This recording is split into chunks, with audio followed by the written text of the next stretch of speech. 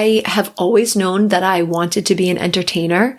The funny thing is actually, my fear always was that I would get, like when I was young and I must have been in college that I thought I'd blow up and get famous at some point. My fear was never that I wouldn't make it in Hollywood. It was always that I would and I would get too famous and then I wouldn't be able to live a normal life and like walk to the park and lay under a tree because like everyone would know me, and how could I just like go to the grocery store or hang out, at a cafe and live a normal life.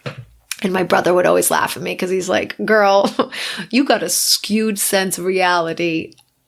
Despite that, I know that he very much believes in me and always has. He gave me a gift sometime around when I was in college too, this plaque of a picture of, I always forget who's the mother and who's the daughter. Judy Garland and Liza Minnelli. I think Judy Garland's the mom and Liza Minnelli's the daughter, right? Anyways, he posted this photo of them.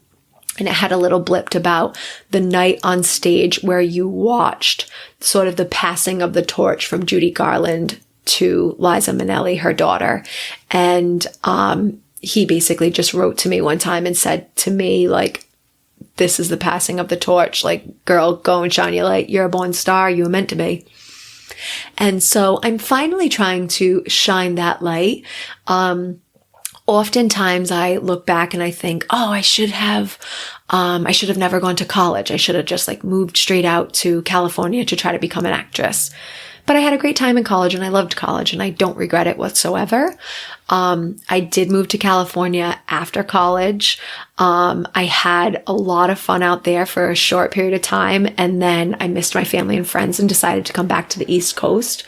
And I beat myself up about that for a really long time because I don't know. I thought honestly from the age of like 24 that I was expired. Like I was like, well, that's it. I had my chance. I didn't do it.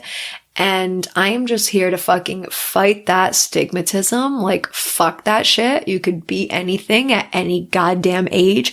If it's an actress you want to be, there are stories to be told and portrayed at every fucking age.